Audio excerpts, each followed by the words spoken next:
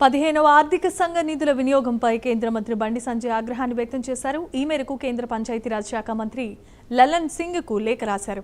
ఆర్థిక సంఘ నిధులను నిర్దేశిత లక్ష్యాలకు విరుద్ధంగా రాష్ట్ర ప్రభుత్వం ఖర్చు చేస్తోందని ఆరోపించారు. పంచాయతీల అభివృద్ధి పనులకు వినియోగించాల్సిన నిధులను విద్యుత్ బిల్లులు, డీజిల్ ఖర్చులు, పారిశుద్ధ్య సిబ్బంది వేతనాలు, ట్రాక్టర్ ఈఎంలకు, పాత కాంట్రాక్టు బకాయిల చెల్లింపులకు మళ్లిస్తున్నారని పేర్కొన్నారు. ఇది 73వ రాజ్యాంగ సవరణ, 243G అధికరణం, 11వ షెడ్యూల్, 15వ ఆర్థిక సంఘ మార్గదర్శకాలకు విరుద్ధమన్నారు బండి సంజయ్.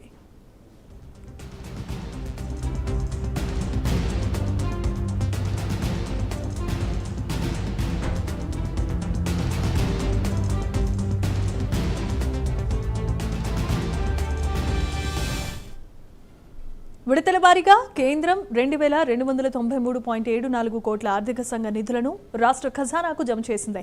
మరో 729.41 కోట్ల బకాయిలు చెల్లించాల్సిందని, 2.5 ఏళ్లుగా పంచాయతీలకు రాష్ట్ర ప్రభుత్వం నిధులు ఇవ్వటం లేదని ఆరోపణలు చేసింది. ఈ వ్యవహారంపై తక్షణ విచారణ జరిపాలని, నిధుల వినియోగంపై ఆడిట్ నిర్వహించి బాధ్యులపై చర్యలు తీసుకోవాలని కేంద్ర మంత్రిని కోరారు.